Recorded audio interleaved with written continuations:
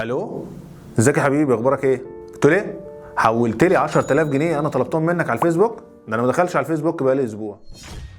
ودي للاسف مشكله بتواجهني كتير الفتره اللي فاتت مع ناس كتير على الفيسبوك. من 5 ايام تقريبا صديق ليا اتصل بيا وقال لي حول لي دلوقتي ضروري 8500 جنيه. بعد شويه لقيته بيرجع لي المبلغ تاني، فسالته انت احتجت المبلغ في ايه علشان ترجعه لي خلال دقايق؟ فقال لي لا، ده كان في حد قريبي كلمني على الماسنجر وقال لي الحقني انا في حته مقطوعه ومحتاج فلوس دلوقتي ضروري، لولا ان ربنا الهمني ان انا اتصل بيه على التليفون علشان اتاكد ان كان هو الشخص ده ولا لا. واتفاجئت ان قريبي ده ما دخلش على الفيسبوك بقاله فتره كبيره جدا، وان اللي كان بيعمل كده مجرد هكر حسابه، وبالفعل قدر انه ينصب على ناس كتيره جدا من اصدقاء الحساب ده. الفتره الاخيره الموضوع ده انتشر بكثافه، وخاصه لاصحاب الحسابات الكبار في السن. الهاكر بيبعت لهم لينك وهمي وبيهكر حساباتهم بسهوله، وبعد كده بيدرس العلاقه ما بينهم وما بين اصدقائهم على الفيسبوك ويبعت رساله وهميه، وممكن كمان يدي اماره بسبب ان هو درس الرسائل القديمه. بعد كده الناس ما بتشكش لو للحظه ان ده هاكر، فالناس اول حاجه بتعملها انها تحول الفلوس فورا من غير حتى ما يتاكدوا ان هم يكلموا الشخص ده على التليفون او يروحوا له البيت يسالوه. لكن اللي انت لازم تعرفه ان الموضوع ده بقى منتشر جدا، وناس كتير جدا بتقع في الفخ ده.